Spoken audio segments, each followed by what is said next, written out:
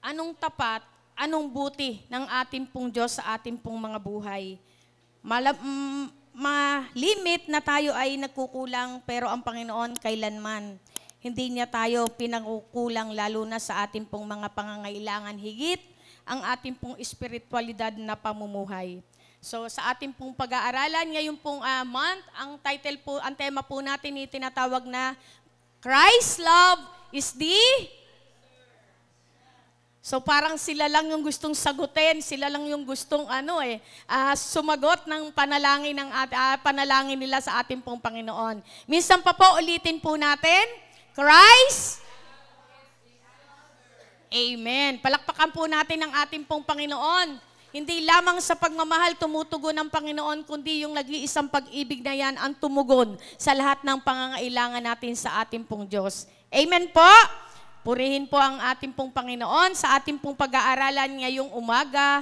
Pinamagatan po itong pamumuhay sa pag-ibig ng Diyos. Living in the love of God. Sa 1 Corinthians chapter 13, 1-13, mayroon po ba tayo dyan? Basahin po natin. Wow, ang lalaki, no? So sabi po rito, sige po, makibasa po kayo sa akin. Makapagsasalita man ako sa mga wika ng mga tao at mga anghel, kung wala naman akong pag-ibig, para lamang akong kampanang umaalingaw-ngaw o pompyang na maingay. Verse 2, kung ako man ay may kakayahang magsalita ng mensahe mula sa Diyos at umunawa sa lahat ng hiwaga, kung nasa akin man ang lahat ng kaalaman at lahat ng pananampalataya, ano pat nakapagpapalipat ako ng mga bundok, ngunit wala naman akong pag-ibig, wala akong kabuluhan. Verse 3, makibasa po kayo sa akin. At kung ipamigay ko man ang lahat ng aking ari-arian at iyalay ang aking katawan upang sunugin, ngunit wala naman akong pag-ibig, wala rin akong mapapala. Verse 4, ang pag-ibig ay matyaga, magandang loob, hindi mainggitin, hindi mayabang, ni nagmamataas man. Hindi magaspang ang pag-uugali, hindi makasarili, hindi magagalitin, hindi mapagtanim ng sama ng loob, hindi ito natutuwa sa masama, sa halip ay nagagalak sa katotohanan. Ang pag-ibig ay matiisin, mapagtiwala, puno ng pag-asa, nagtsatsaga hanggang wakas. Verse 8, matapos ang kakayahang magsalita ng mensahe mula sa Diyos, titigil rin ang kakayahang magsalita sa iba't ibang wika. At lilipas ang kaalaman, ngunit ang pag-ibig ay walang katapusan. Verse 9, hindi pa ganap ang ating kaalaman at hindi rin ganap ang kakayahan ng ating magsalita ng mensahe mula sa Diyos. Verse 10, ngunit pagdating ng ganap, na maglalaho na ang di ganap. Verse 11, noong ako'y bata pa, ako'y nagsasalita ng nag-iisip, nangangatwiran tulad ng bata. Ngayon ako'y mayroon ng sapat na gulang, iiwanan ko na ang mga asal ng bata. Verse 12, sa kasalukuyan, ang ating nakikita ay tila malabong larawan sa salamin. Subalit darating ang araw na ang lahat ay makikita natin ng harapan. Bahagya lamang ang nalalaman ko ngayon, ngunit darating ang araw ay malulubos ang kaalaman ito tulad ng lubos na pagkakakilala niya sa akin. Verse 13, samantalang nananatili ang tatlong ito, ang pananampalataya, pag-asa, at pag-ibig. Ngunit ang pinakadakila sa mga ito ay ang pag-ibig. Palakpakan po natin ang Panginoon sa pagpabasa ng Kanya pong salita. So tayo po ay magpapatuloy. Sa panahon pong ito, sabi nga, sa lipunang ating pong ginagalawan ngayon, ang pag-ibig ay madalas na nakikita bilang isang panandaliang emosyon. Isang bagay na nakasalalay kung ano ang nararamdaman natin o sa kung ano man ang naibigay nito sa atin, panandalian lamang. Ang romantikong pagmamahal, pagkakaibigan, at maging ang pagmamahal sa pamilya ay maaaring tila pansamantalang damdamin na dumarating. Nakikita natin na ang pag-ibig ay kinakatawan sa mga pelikula, awitin, social media, bilang isang bagay na may kondisyon, isang bagay na maaaring mawala o pwede ring pagkakitaan, o sa pag-uugali. Gayunman, ang pagmamahal na ipinakita ng Diyos ay inilarawan ni Pablo sa nabasa po natin sa Corinto, sa 1 Corinthians. Lubhang naiiba sa pananaw ito ng mundo. Ang pag-ibig ng Diyos ay walang kondisyon, sakripisyo at walang hanggan. Hindi ito batay sa kung ano ang ginagawa natin o kung ano ang nararamdaman natin, kundi sa kung sino ang Diyos sa ating pong mga buhay. Ang kanyang pagmamahal ay hindi kailanman nagkukulang. Totoo naman po ito. Ito ay ganap na pag-ibig na higit sa lahat ng pag-unawa. Ang pag-ibig na ito ang tinatawag sa atin na magpakita ng ating sariling buhay. Nakikihalubilo man tayo saan? Sa ating pong asawa. Ang pag-ibig na ito ang tinatawag sa atin, ang sabi po rito, bilang sa kaibigan, estranghero, o isa mang maging kaaway. Sabi po dito sa 1 Corinthians, sabi po ni Paul, Paul description of love in 1 Corinthians chapter 13 challenge us in every area of our life. Nagmamahal ba tayo tulad ng pag-ibig ng Diyos? Tayo po yung sasagot niyan. Nagmamahal ba tayo ng may pagmamahal? Matyaga, mabait, at walang pag-iimbot. Minsan yung pagmamahal nakakawala ng tiyaga, lalo na kung paulit-ulit, Sabi nga paulit-ulit, pero sabi nga ng Panginoon, pinamanahan niya tayo ng pinakamainam na pagmamahal. At iyan ay yung walang kupas at walang sawa.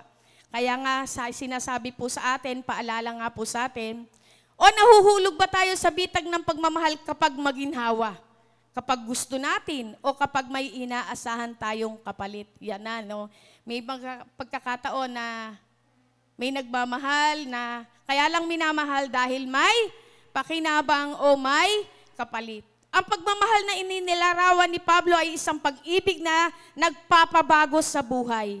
Ito ay isang pag-ibig na hindi nakatali sa mga pangyayari, na hindi kailanman sumusuko at hindi rin naghahanap ng sariling kalamangan.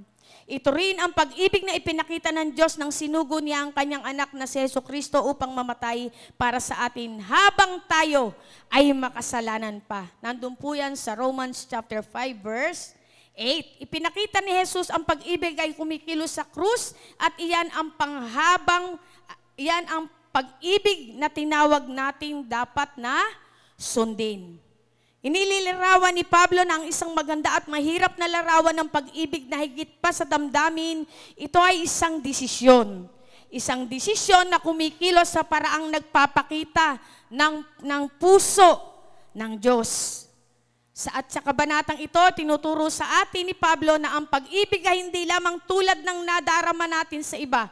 Ito ay kung paano tayo kumikilos sa kanila anuman ang kanilang pag-uugali o katayuan. Ibig sabihin, walang pinipili. Kasama po yan doon sa ating mission vision. Habang sumusulong tayo, hayaan ang Banal Santong Espiritu na ipahayag sa iyo kung paano ba maipapamuhay ang pag-ibig ng Diyos sa practical na paraan ngayon at sa pang-araw-araw na buhay. Dumiretso po tayo. Number 1, God's love is the greatest virtue. Ang pag-ibig ng Diyos ang pinakadakila na kabanalan na pinapakita po sa atin. Tingnan po natin sa verse 1-3, basahin na lang po natin. Sa pambungad ng mga talata ng mga taga-Korinto ay pinakilala sa atin ni Pablo ang isang malalim na katotohanan. Ang pag-ibig yung pinakadakilang kabanalan, sinabi niya, na kaya nating ibigay ang lahat ng ari-arian, sakripisyo, ang ating mga katawan para sunugin. At gayon man, kung gagawin natin ito ng walang pagmamahal, wala tayong makukuha. Ang sabi, ang pag-ibig ay mas mahalaga kaysa sa lahat ng spiritual na kaloob, exercises in church body. Sabi nga, love makes our action nakapakipakinabang. Love is available to everyone. Praise God. Purihin natin ang ating pong Panginoon. Pag sinabing love is available to everyone, ibig sabihin lahat tayo nun ay meron. Iba't ibang klase nga lang, may pagmamahal sa magulang, may pagmamahal sa kaibigan, may pagmamahal bilang mag-asawa. Pero ang sinasabi ng Panginoon dito, yung tinatawag na pagmamahal o pag-ibig na nagbuhat sa ating pong Panginoon na tinanggap natin sa Kanya. So may kita po natin ang katotohanan, sinabi po ni Pablo sa kanyang salita, sinabi sa atin ni Pablo, na gaano man kadakila ang ating mga kaloob o gawa, kung hindi ito nakaugat sa agape love, sabi nga, uri ng pag-ibig, ito ay parang isang symbol na may pag-aalipusta, ingay lamang. Sa verse 1 po yan, may kita po natin. Ang larawang ito ng salita ay nagbibigay diin na kung walang pag-ibig, kahit na ang pinaka mapangusap na mga salita o kahangang-hangang mga kilos ay walang laman, iyan ay parang ingay lamang. Sabi nga, kapag ikaw ay nagbibigay, wala namang pag-ibig. Even sa pagkain naranasan ko po yan, nagluto ako, mainit ang ulo ko. Yung pong binigyan ko, sabi niya, nagulat po ako. Sabi niya, yung niluto mo, ang daming sahog, pero walang lasa. Alam ko na po yun. Kasi nung niluluto ko po yung galit ako. So, lumalasa pala sa loob-loob ko. Hindi ko na yun uulitin kasi mahal ang ingredients. Pansit pa naman. Sabi niya sa akin, daming sahog ng niluto mo, pero walang lasa. Bakit? Dahil galit ka, walang pagmamahal. Saan ka ba naman? Kung ikaw ay nagigisa ng ng bawang, baka yung bawang nagwawala dun sa kawali. Paano nga magkakaroon ng lasa? So sa pagpapatuloy po, meron pong isang halimbawa na napakaganda.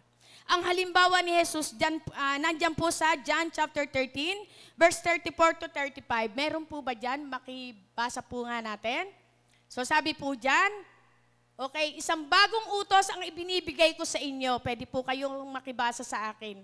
Isang bagong utos ang ibinibigay ko sa inyo ngayon. Magmahalan kayo kung paano ko kayo minahal. Gayon din naman, magmahalan kayo. Verse 35, kung kayo'y may pagmamahal sa isa't isa, makikilala ng lahat na kayo'y mga alagad ko. Ibang klase po, huwaran, sabi nga, huwaran pinakita ng ating Panginoon Jesus ang kanyang pag-ibig, ng kanyang hinugasan ang mga paa ng mga disipulo. Ito po ay kinuha niya sa verse 37, verse 17 ng John. Love is more than simply warm feeling. Ito ay isang saloobin na nagpapakita ng sarili sa pagkilos. Paano nga ba natin mamahalin ng iba gaya ng pagmamahal sa atin ng ating Panginoong Jesus? Sa pamamagitan ng pagtulong kapag hindi ito kumbinyente. Ibig sabihin, madaling magbigay kapag ikaw ay nasa mood. Paano kung wala ka sa mood? Yun na. So sabi nga, madaling magbigay kapag ikaw ay may sobra. Pero paano kung sakto lang? Ang ibig niyan sabihin ng Panginoon, hanggat di mo yung pinawawalan, di ka naman makakaranas ng kaligayahan. Dahil ang tunay na kaligayahan at pag-ibig ay nagmumula sa pagbibigay. Kung may pagmamahal ka man, di mo naman yan ibibigay, ano yan? Di po ba? Lulumlumin mo dun sa iyong kalooban? Iipunin mo doon, hindi uubra yun dahil ang sabi ng Panginoon, kaya nga tayo niya binibigyan para spread rin natin sa ating pong mga kapwa. Kaya nga sa pamamagitan ba ng pagtulong, sabi nga kapag hindi ito kumbinyente, by giving, kapag ikaw ay nasasaktan, ito po yung pinakamasarap na pagbibigay. Yung halos wala ka na, yung kumukurot sa puso mo, yung halos di mo mabitiwan, ito po yung tinitingnan ng ating pong Panginoon. Natutuwa po doon ng Panginoon, nawawala yung pagiging maramot natin kapag ganun yung ginagawa natin. Madalas ko po yung maranasan. Minsan po, sabi ng Lord, bigyan mo to si ganito. Nang binilang ko po yung pera ko, 350 pesos. Gusto kong bumili ng ganon, bibili ko ng pakwan, wala akong pambili. Pero sabi nga ng Panginoon, di mo naman kayang talunin ng Lord sa kabutihan. Pag ginawa mo yon, isang pakwan man kaya mong bilhin, hindi lang isang slice. Dahil ang Lord, hindi mo kaya talagang tapatan ang kanyang kabutihan sa ating pong mga buhay. Palakpakan po natin ang ating pong Panginoon. Sa paglalaan ba ng lakas sa kapakanan ng iba, kaysa sa kapakanan natin? By absorbing hurts na hindi nagrireklamo o lumalaban. Minsan nagbibigay tayo, may pagrereklamo ka naman, pero maganda, wag ka na lang magbigay. Kasi yung loob mo, sumusukal. Pag sinabing sumusukal, mapait. Yung bang ibig sabihin, mabigat. So, wag ka na lang magbigay kung masukal lang iyong kalooban. Kaya nga sabi, ang ganitong uri ng pagmamahal ay mahirap gawin. Lalo na yung mga nabanggit, Sabi nga, love your enemy. Parang ito, matindi talaga yon. pero walang mahirap sa ating pong Panginoon. So, kaya naman, sa ating pong mga buhay, kapag raw kahit ito ay mahirap nating gawin, kapag ito ay yung ating ginagawa, sabi nga, nahahalata ng mga tao kapag ginagawa mo ito, and know you are empowered by a supernatural source. Kakaiba, kamangha-mangha na pag-ibig na nagpapatotoo sa mundo na ang mga tunay na tagasunod ni Kristo ay patuloy na nagmamahal sa Diyos at nagmamahal sa kapwa. Sabi nga, nahahalata ba ng iyong kasambahay? Kasambahay, hindi po yun ang ibig ko sabihin, katulong, hindi po yun. Nahahalata ba ng mga mahal sa buhay mo sa loob ng iyong tahanan, na nakapaligid sa iyo, na umaapaw ang pag-ibig ni Jesus sa buhay mo? Mahirap po yun pag hindi nahahalata. Maganda po na nahahalata ang mga bagay na pag-ibig na yon sa ating pong mga buhay. Dahil ito ay tanda na ikaw ay tagasunod ng ating pong Panginoong Jesus. Amen po? Palakpakan po natin ang ating pong Panginoon. Kaya nga, sabi nga, ang motibo para sa ating kabanalan ay patuloy na yung pag-ibig. At ang ating layunin na luluwalhatiin ang Diyos. Hayaan ang walang pasubaling pag-ibig ng Diyos ay tumatagos sa iyong puso. Mga tamang saloobin, tamang motibo, tamang isipin, tamang salita at kilos. Gawin nating pundasyon ng lahat ng ating ginagawa ang pag-ibig. 1 Corinthians chapter 13 verse 8. Love is complete. Kapag mayroon kang pag-ibig, yung gagawin mo, dito nakabase lahat. Yung lente ng pag-ibig, kaya mo magagawa ang lahat ng bagay. Walang iba kundi sa lente ng pagmamahal ng pag-ibig natin sa ating pong Panginoon. Palakpakan po natin ang Diyos. Minsan pa, number 2, God's love is patient and kind. 1 Corinthians chapter 13, verse 4. Ano po yung sabi dyan?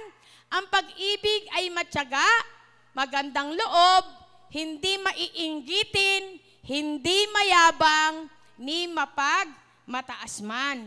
Purihin ng Panginoon, Sabi nga ni Pablo, inilarawan niya kung ano ang itsura ng pag-ibig. At ang unang dalawang katangi ang binigyan niya ng diin ay ang pagtitiis at kabaitan. Suriin nga natin ang dalawang katangiang ito. Una, patient, pagtitiis. Ay nangangahulugan ng mahabang pagtitiis o pagpaparaya. Minsan, eto po, pakinggan niyo pong mabuti. Minsan naiirita tayo at nagagalit sa iba. At hindi natin alam kung bakit. Hindi lahat ng pagkakamayamutin ay nagmumula sa makasalanan o makasariling motibo. Karamihan sa pagkamayamutin ay nagmumula sa pag-ibig, sa pagiging perpekto. Ang pagnanais na patakbuhin ng mga bagay na perpekto ay maaaring sumabog sa galit sa mga kaganapan o sa mga taong humahadlang o sumisira sa pagnanais na iyon. Ang mga madaling mairita ay ang pagiging perpekto. Na totoo naman, wala namang perfect, ang Diyos lamang po yun. Ang perpekto ay sa langit na. Pero dito, ginagawa tayong perpekto ng Panginoon habang tayo ay naglalakbay at nag-iintay sa Diyos sa muli niyang pagbabalik. Amen po ba? So, ganun pala yun. Kasi minsan dinidesire mo, ang iniisip kasi natin nung kaya perpekto, yung gusto mong gawa mo, gawin din ng iba, ang problema, magkaiba naman kayo. Pangalan pa lang, magkaiba na. Perpekto lang yung perpekto. Kaya nga po ang sabi doon, huwag mong hanapin sa kapwa mo yung ginagawa mo. Ang maganda, gawin mo kung ano yung kaya mo, yung tama at yung totoo, yun lang, masaya ka na. Di mo na kailangang gayahin pa yung iba.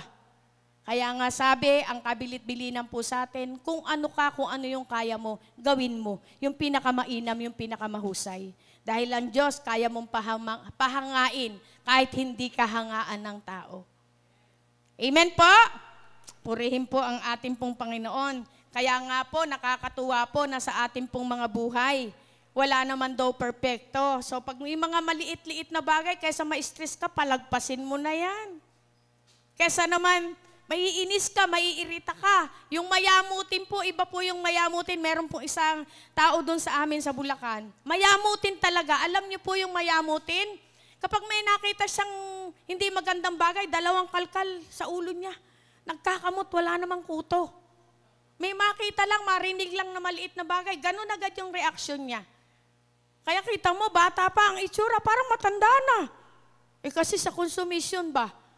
Maliliit na bagay dapat pinalalagpas na yan dahil hindi yan makapagpapahaba ng buhay at hindi yan nagpapakilala ng pag-ibig sa ating pong kapwa. Yung maliliit na bagay, pinupuna mo, nalaglaglag yung sandok, galit ka na, kunin mo. Diba? Parang ganun, ano? Hindi po dapat, hindi po yun nagpapakita ng pag-ibig sa ating pong kapwa.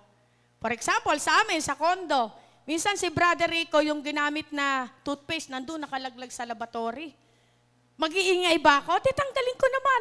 Hindi naman yung sasabihin ko, hindi naman yun magtatawid sa pagkakasundo.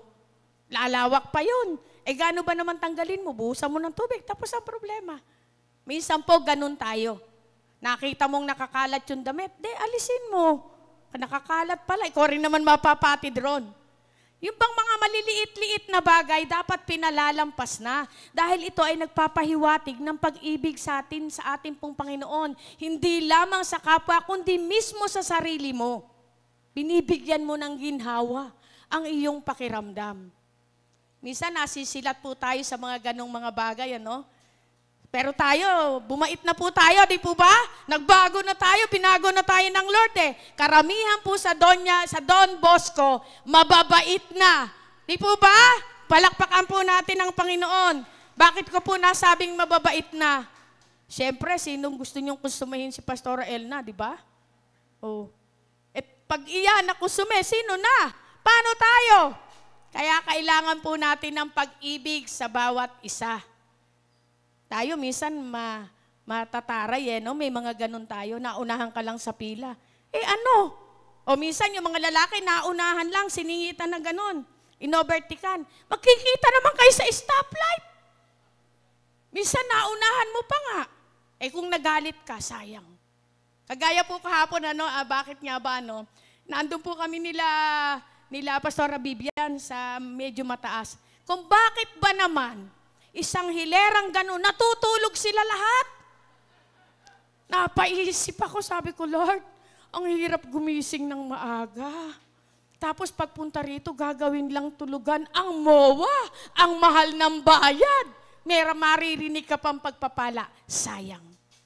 Iyon ba ay makikita mong may pag-ibig ka sa Panginoon?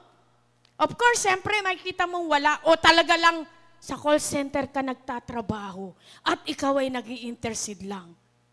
May nakasalamin pa, nahilig na ganun. Sabi ko, hindi talaga nag-i-intercede, tulog talaga. Maya-maya, ang pag-antok ay nakakahawa.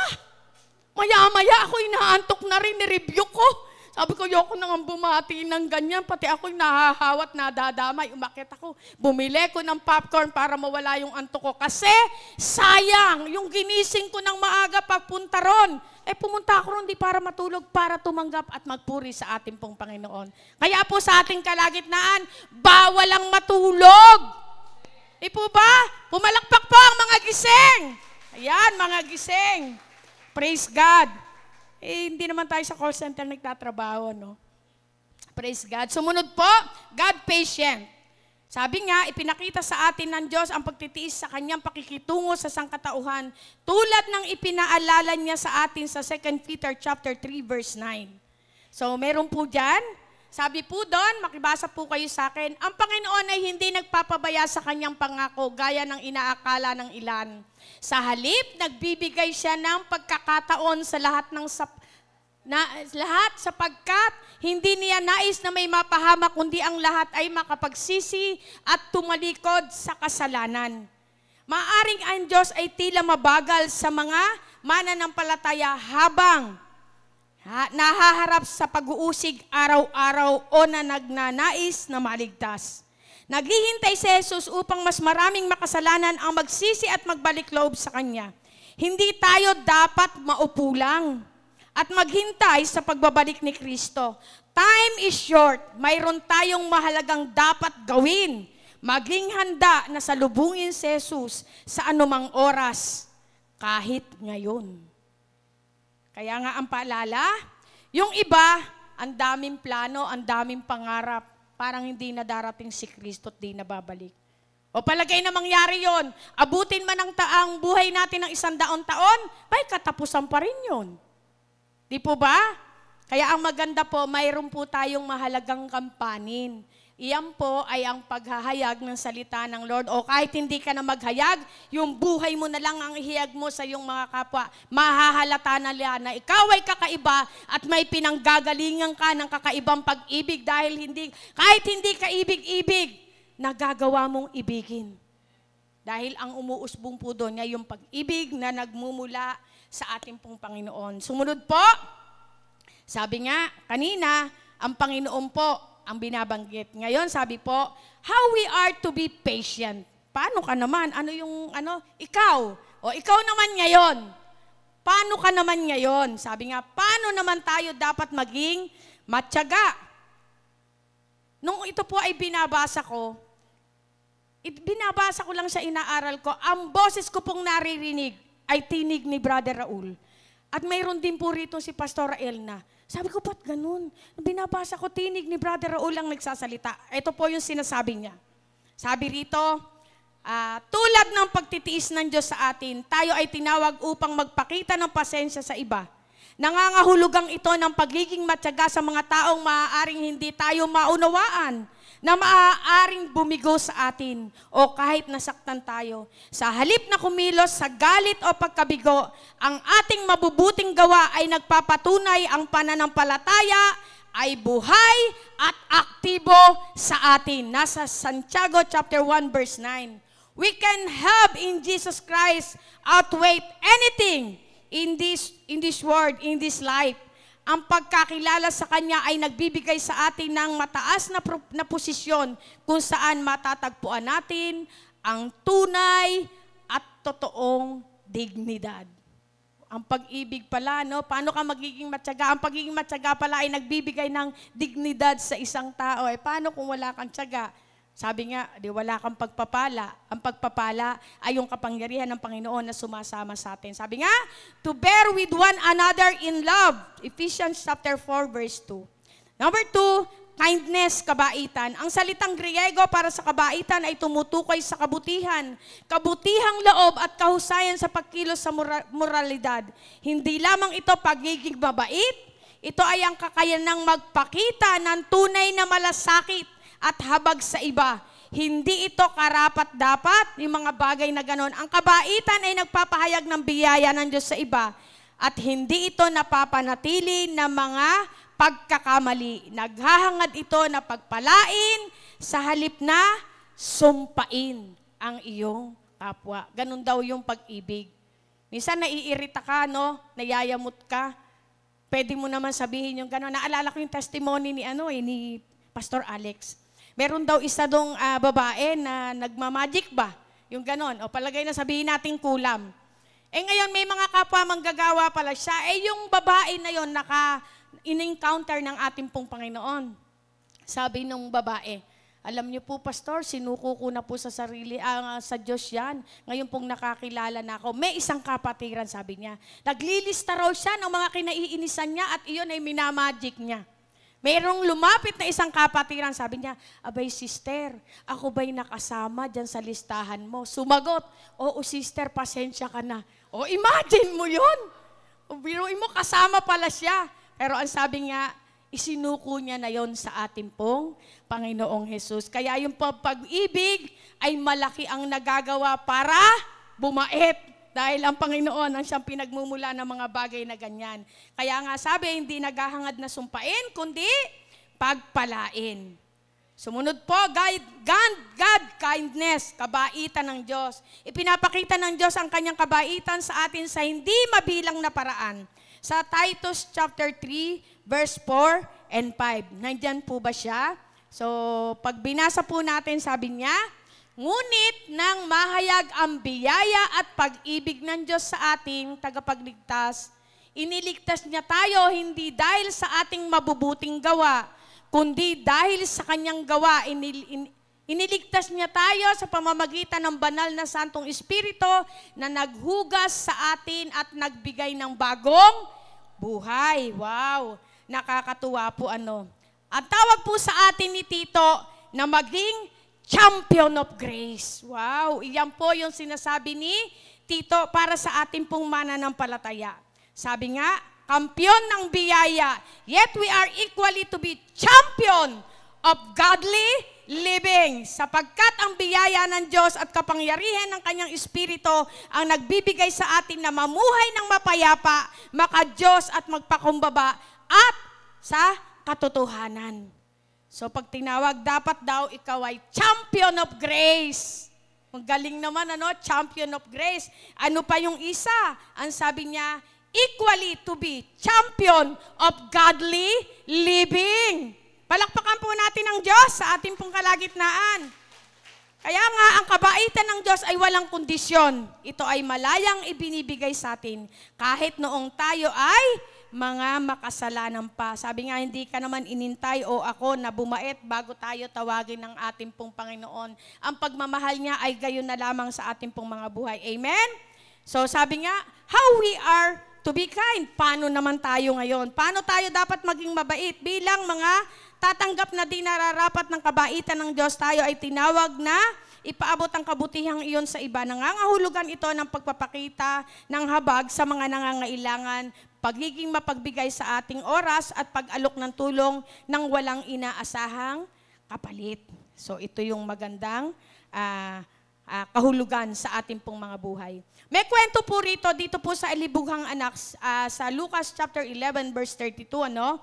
So kung titingnan po natin, ang kwentong ito ay isang perpektong larawan na kung paano tayo tinrato ng Diyos kapag nabigo tayo at nagkukulang. Alam po natin yung prodigal son, kung paano nilustay niya ang ari-arian ng kanya pong ama, subalit nagbalik loob siya sa ating pong Panginoon. Napakabuti po ng Diyos, araw-araw siyang iniintay. Nung makita yung kanyang bumbunan, yung anino, tinakbo na siya agad ng kanyang ama, hindi na inantay na siya'y lumapit. Ang ama na mismo ang tumakbo sa kanya. So ang pagmamahal po ng Diyos ay gayon. Sino po yung mga magulang na lalaki dito at may mga anak? Taas po ang kamay, babae at lalaki na may anak, yung pong mga magulang. Yan, tayo yung mga magulang, ano. Nung ako po ay umuwi sa probinsya, si tatang po ay 83 years old, siya po ay binabangon na lang. Hindi naman po siya, kumbaga hindi naman siya, malinaw pa ang pag-iisip niya. Yung tuhod lang niya ang may depresya. May sinabi po siya sa akin, sabi niya, Yoli, gusto ko dito sa'yo.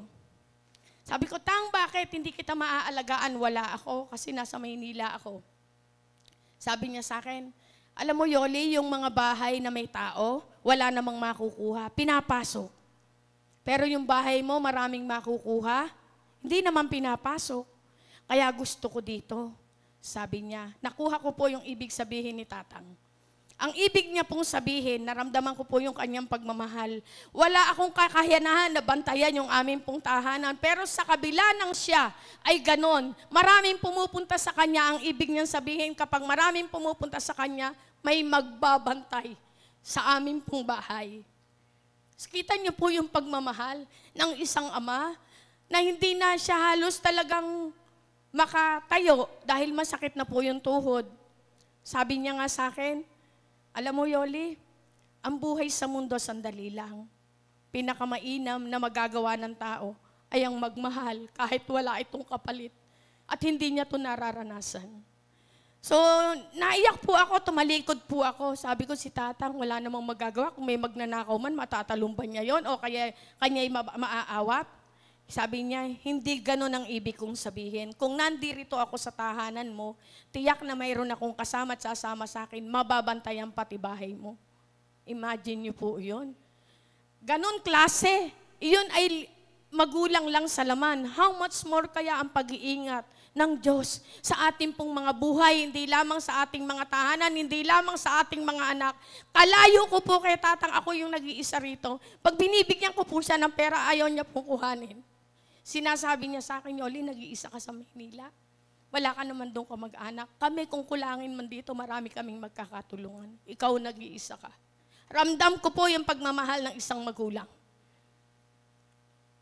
Kaya po sa ating pong mga buhay, walang ibang nagmahal sa atin ng pinakamainam, kundi ang Diyos. Tayo pong may mga magulang, masarap po na may kinakausap, na may minamahal. Si tatang po, hindi ko po kaya, ang bigat niya. Pero pag ako po yung bumubuhat sa kanya, pinipilit niya pong lumaban. Pinipilit niya pong itayo yung kanya pong paa. Sabi niya, itayo mo ko, tutulungan kita para hindi ka mabigatan.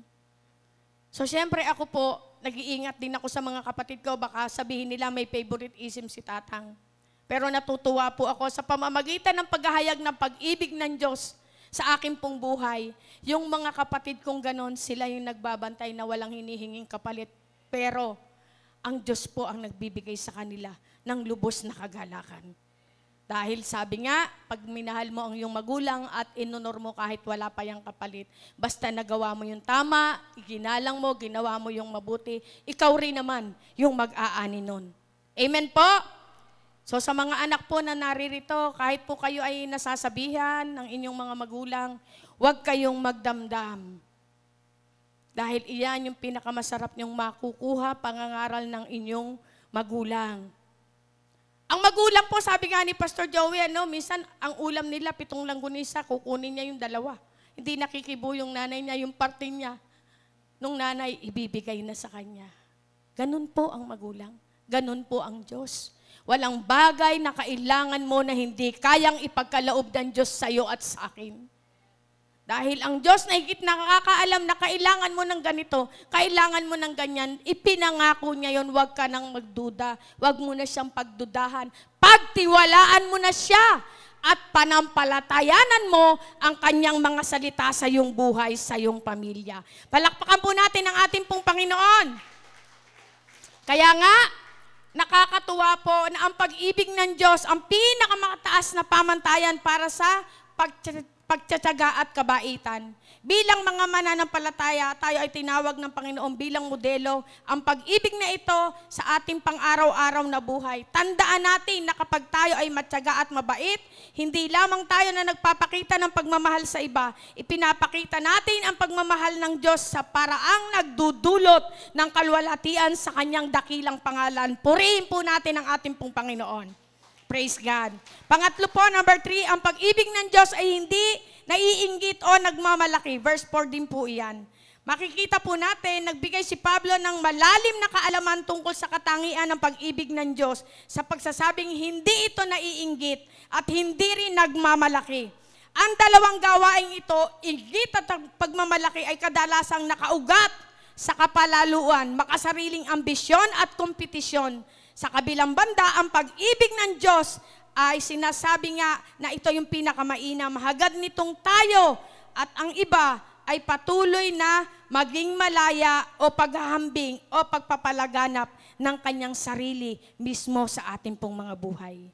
Sabi nga, let's drive ng mas malalim sa ibig sabihin ng pag-ibig na hindi naiinggit o hindi nagyayabang. Sabi nga, love does not envy. Number 1, ang pag-ibig ay hindi naiinggit. Ang inggit ay ang makaramdam na kawalang kasiyahan. Ibig sabihin, nararamdaman mo na wala kang, di ka masaya o may masama ka ng loob o tagumpay o pagpapala o pag-aari ng iba. Kadalasan ay gumugulo ito at nagmumula ito sa pagnanais na magkaroon ng kung ano ang mayroon ng iba na sinasamahan ng isang pakiramdam ng kawalan ng seguridad o kababaan. Sa mundong ito, patuloy na inihahambing ang sarili sa iba. Ang inggit ay isang laganap na issue na nakakaapekto sa mga relasyon, komunidad at maging sa simbahan. So pag sinabi pong inggit, medyo iba.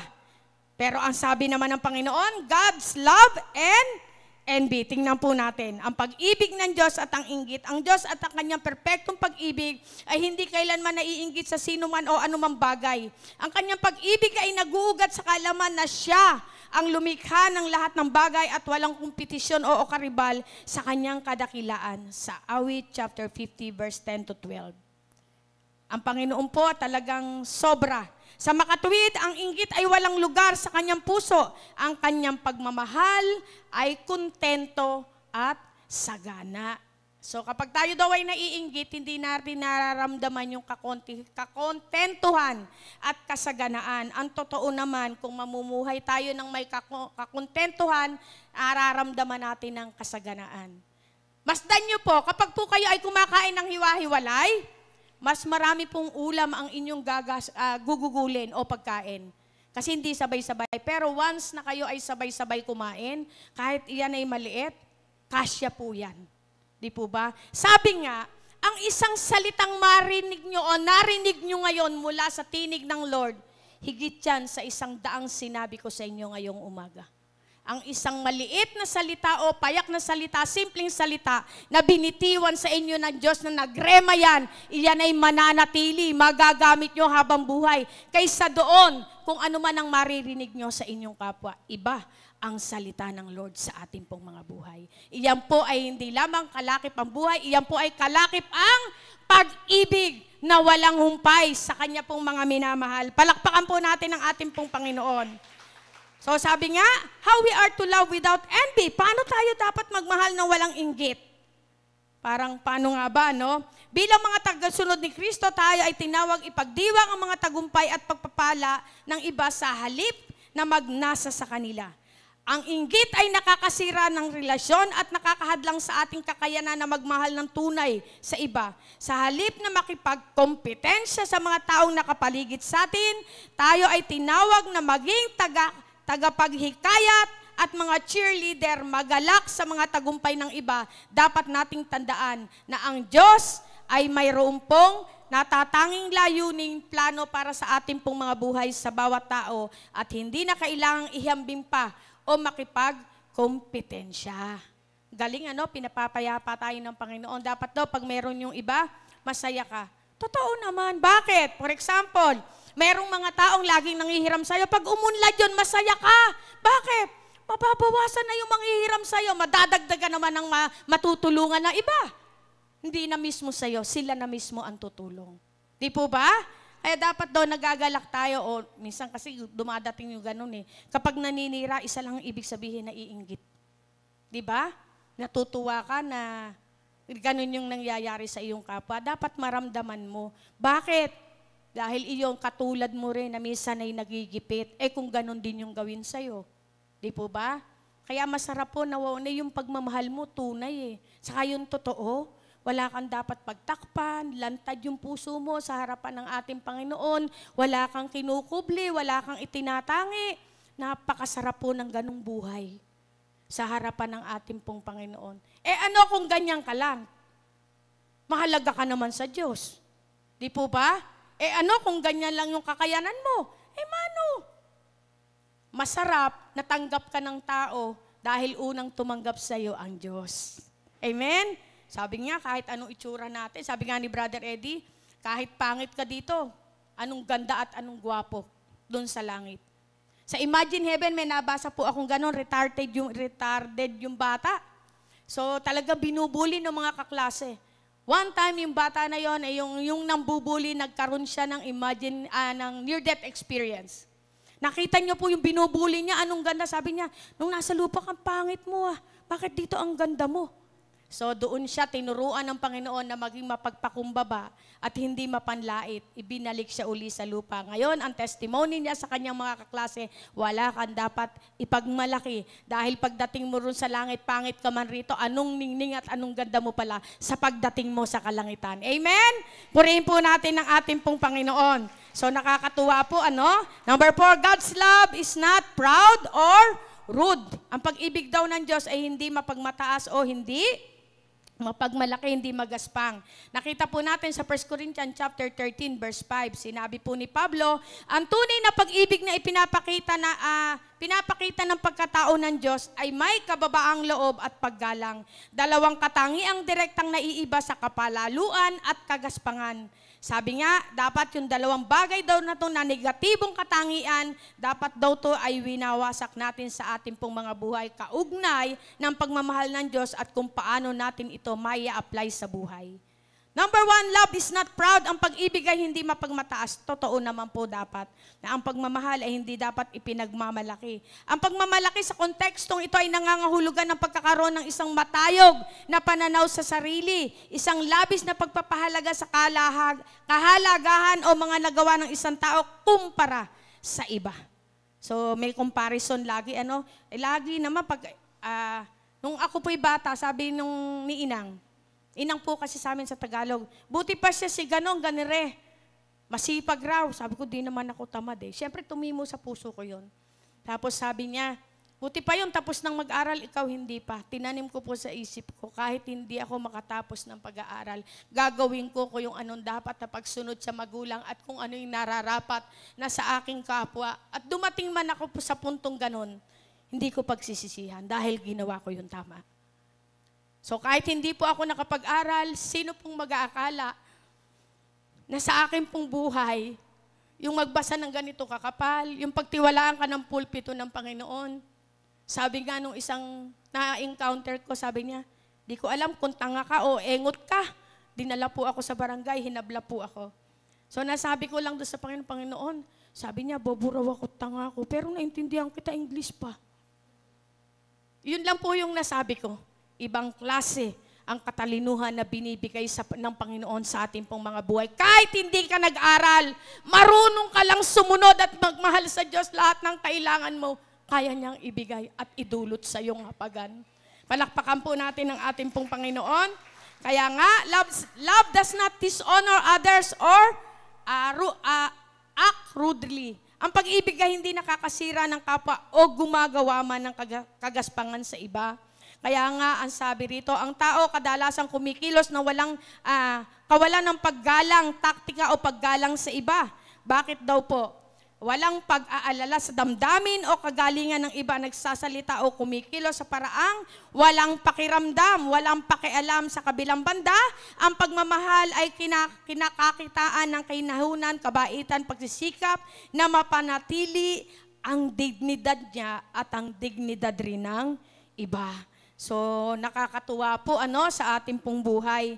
How we are to love without rudeness. Paano tayo dapat magmahal ng walang kagaspangan? Ang pag-ibig na walang kagaspangan ay nangangahulugan na dapat nating tratuhin ng iba ng may paggalang anuman ang kanilang pinagmulan, katayuan sa lipunan o pag-uugali. Kabilang dito ang pagpili sa ating mga salita, pag-iisip kung paano makakaapekto ang ating pananalita sa iba at pagpili ng kabaitan sa mga sandali ng hindi pagkakaunawaan.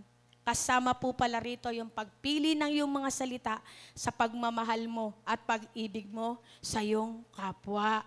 So, syempre, pag nagsasalita ka, wala ka pa sintabi. Ibig sabihin, hindi mo ninanais kung ano yung kanyang maramdaman, basta mapawalan mo lang yon. Pero kung ikaw ay sincero sa Panginoon, sincero ka rin sa mga sasalitain mo sa iyong kapwa. Dahil yan ay katulad mo rin na nasasaktan, humahapdi rin ang kanyang kalooban, katulad mo at katulad ko. Amen po ba? Pero ang maganda, maging daluyan tayo ng pagpapala. Kaya nga sabi, sa Kawikaan chapter 16, verse 18, sa kabilang banda, ang pagpapakumbaba at kahinahunan ang mga markado ng isang buhay at nakahanay sa pag-ibig ng ating pong Panginoon. Purihin po natin ang Diyos. Sabi nga sa Matthew chapter 11, verse 28, kayong lahat, sabi nga, lumapit kayo sa akin, kayong lahat na napapagod at nabibigatan at bibigyan ko kayo ng kapahingahan. Dalhin ninyo ang aking pamatok at matuto kayo sa akin, sapagkat ako ay banayad, mapagpakumbaba ang puso at makakasumpong ng kapahingahan para sa inyong mga kaluluwa. Si Jesus ang perpektong halimbawa ng pag-ibig na walang kapalaluan at walang halong kagaspangan. Dinala niya ang kanyang sarili ng may kahinahunan, pagpapakumbaba sa kabila ng pagiging hari ng sansinukob. Bilang tagasunod ni Kristo, tayo ay tinawag na sundin ang ganitong kaisipan ng kahinahunan, pagpapakumbaba sa ating mga relasyon sa iba. Purihin po natin ang ating pong Panginoon. So nakakatuwa po. Dapat daw po tayo, hindi tayo mabagal tayong magalit. Madali tayong magpatawad. Get po ba natin? Mabagal kang magalit, madali kang magpatawad.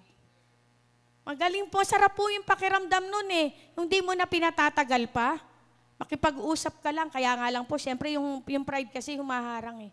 Humaharang yan. Hadlang po yan sa gawa ng ating pong Panginoon. Kaya nga po sinasabi na kapag mayroong kang kaalitan, kausapin mo. Magugulat ka, ganun lang pala yun. Lalo na po sa ating pong mga kapatiran. Kahit mayroong kang kagalit dito, wag naman may isang bagay na nangyari sa kanya, hindi mo yun matitiis. Pupuntahan at pupuntahan mo. Bakit? Ang umiiral sa iyong pag-ibig ay ang pag-ibig na nagmumula sa Panginoon, na nagpapaalala sa iyo, kapatid mo yun. Magulang mo yun. Kapag nga raw tayo ay namimintas, parang pinintasan mo na rin ang iyong sarili at ang Diyos na lumikha sa iyo at sa akin. So masarap po ng mabuhay na, lalo na sa pamilya ng Lord, na walang pag-iimbot, walang pagmamalaki. Gawa lang tayo, magtrabaho tayo kung ano yung tama, kung ano yung mabuti. Nasaling yung iyong ego, di palagpasin mo. Wag mo nang patulan. Magparaya ka na lang. Dahil iyon hindi nagtatawid sa kagandahan ng buhay. Ang tinatawid nito sa ating buhay ay sama ng loob na nagdudulot sa iyo ng pait. Pero hindi doon natutuwa ang Panginoon. Kaya po ang pinakamainam, yung pag-ibig natin pagganahin sa ating pong buhay, yung maging aktibo, ay walang iba yung pag-ibig ng Diyos kung paano natin to ia-apply sa araw-araw ng ating pong pamumuhay. Wala naman po dong mahirap dahil ang sabi ng Panginoon, humingi ka sa Ama sa pamamagitan ng anak, sa kapangyarihan ng Banal na Santong Espiritu, ang ibibigay niya sa iyo wisdom kung paano mo ito gagamitin. O iba tayong manghingi, direct. Ama, sa pangalan ni Jesus, humingi ako na da. Ako po yung nirebuke ng Lord yan for short testimony. Sabi ko, Lord, paano ba manalangin? Dinala niya ako sa Luke chapter 11 verse 13. Sabi niya, kapag ikaw ay mananalangin, humingi ka sa Ama. Sabi ko, sino ang hihingin ko? Isa lang, hingin mo ang Holy Spirit. Ang Holy Spirit ang magbibigay sa iyo kung ano ang kailangan mo. Minsan tayo, hiningi natin sa Ama sa pangalan ng anak ni Jesus, nakalista na, ganun po yung ginawa ko, naglista ko, ganun. Nang dulo ng aking devotion, sabi ng Lord, ilista mo na ngayon ang mga pangangailangan mo. Nahiya po ako. Sabi ko, Lord, nauna na. Nauna na yung hingi ko. Nandun na po nakalista. Pero ganun kabuti ang Panginoon. Sinasabi niya lamang sa'yo na ito yung tama, ito yung mabuti. Biruin mo, nahingi ako, Ama, sa pangalan po ng bugtong na anak na si Jesus, nilista ko ng ganyan. Nang dulo ng aking devotion, sabi ng Panginoon, now, ready, list mo ang iyong mga kailangan sa akin. Napahiya po ako. Sabi ko, Lord, nauna na yung mga hinihingi ko, patawarin mo ko. Hindi ako marunong manalangin. Isa lang ang kailangan mong hingin sa Ama, sa pangalan ng ating Panginoong Hesus, walang iba, kundi ang kanyang banal, santong Espiritu, na handang magbigay ng lahat ng katugunan. Sabi nga, Christ is the answer. So sa conclusion po natin, pangwakas, sabi po doon, God love is the greatest virtue. Sabi nga, love gives meaning to all we do. God's love is patient and kind. It endures and actively does good. God's love does not envy or boast. God's love is not proud or rude. So sabi nga sa linggong ito, examine your heart. Are you living out God's love? Commit to love, choose to show patience, kindness, humility, and forgiveness. Receive God's love. If you haven't accepted this today, parang may problema. Dahil ang sabi ng Panginoon, ang pagmamahal ng Diyos kailanman ay hindi nagkulang. Tumayo po tayong lahat. Amen po. Tayo po ay biniyayaan ng Panginoon na marinig minsan pa kung gaano kadakila ang kanya pong pag-ibig. May awit po doon, ang sabi nga ng awit, kahit kailan, hindi nagkulang ang Diyos sa ating pong mga buhay. Pero tayo, malimit na tayo ay nagkukulang. Unang-unang nagkukulang sa atin yung pagmamahal natin sa Diyos, pag-ibig natin sa Diyos, at pag-ibig natin sa kapwa. Subalit sa araw na to, biniyayaan tayo ng Lord na isang pagpapala, na dakilang pag-ibig na kaya nating gayahin. At kaya naman sa ating ibigay ng ating pong Panginoon. Awit po tayo sa ating Diyos. Namnamin niyo po ito yung awitin na to. Ikaw lang ang pag-asa ko. Totoo po ba to sa inyong buhay? Ang buhay ko, Jesus. Kahit ako'y nangangamba, basta't ikaw ang kasama, panatag na. Maaari mo bang banggitin ito sa Panginoon? Ikaw lang ang sasambahin, Paligid man ay magdilim, Jesus. Kahit may suliranin man, lagi kang aawitan, ikaw lamang. kahit kailan,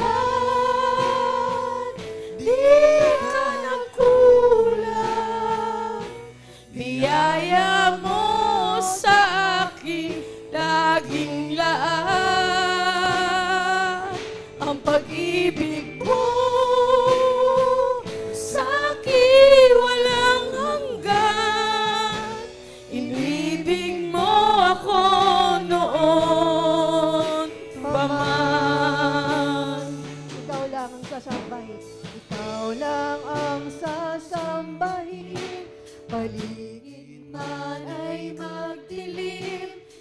Maaari mo ba itong awitin sa Diyos na nagmahal sa iyo ng tunay? May suliranin man, lagi kang Pakaisipin mo aawitan. sa lahat ng oras, sa lahat ng kagipitan, nandyan siya at sa iyo'y nagmamahal, gumagabay, nagpapalakas ng iyong kalooban.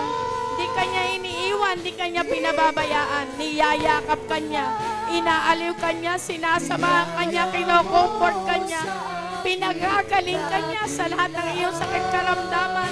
Sa lalim ng iyong kasalanan, pinilit ka niyang iyahon at tubusin ang kanyang kapangyarihan. Inibig mo ako noon pa man. Panginoon, dakila kang tapat sa dalangin ko.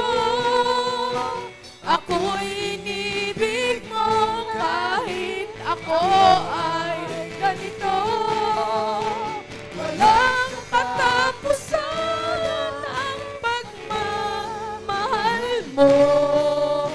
Walang pinipili ang puso mo. Panginoon, dakila kang tapat sa dalangin ko. Ako'y inibig mo kahit ako ay ganito. Walang katapusan ang pagmamahal mo. Walang pinipili ang puso mo. Kahit kailan, di ka nagkulang. Biyaya mo sa akin laging laan. Ang pag-ibig mo sa akin walang hanggan. Inibig mo ako noon pa man. Inibig mo ang Taas po natin ang ating pong kamay sa ating Panginoon. every morning, new every morning. Ang pagtaas ng iyong kamay ay sapat na Great is thy upang iparamdam mo sa Kanya ang iyong pagmamahal. Oh Lord, great is thy faithfulness. Ito'y laging sariwa. Ito'y laging sariwa. Bawat umaga, ang katapatan mo, O Diyos. Dakila sa't wagas. Ito'y laging sariwa. Ito'y laging sariwa. Bawat umaga,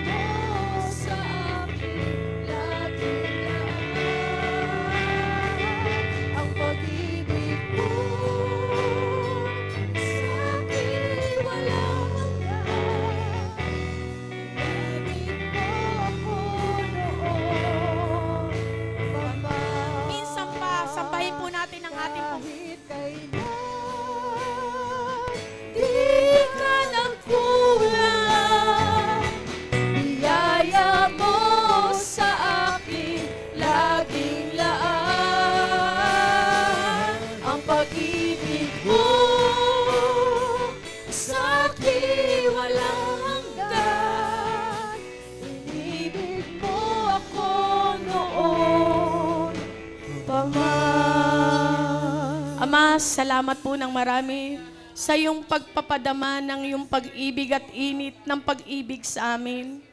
Marami pong salamat. Patuloy mong pinagpala ang iyong mga anak. Patuloy mong pinag-abaw ng iyong pag-ibig ang bawat puso ng naririto. Salamat po ng marami, hindi mo binigo, Panginoon, ang bawat isa sa amin. Nagsusumiksik, Panginoon, sa iyong harapan na maranasang kami sampa. Salamat po ng marami sa pagkilos ng iyong kapangyarihan sa amin pong kalagitnaan.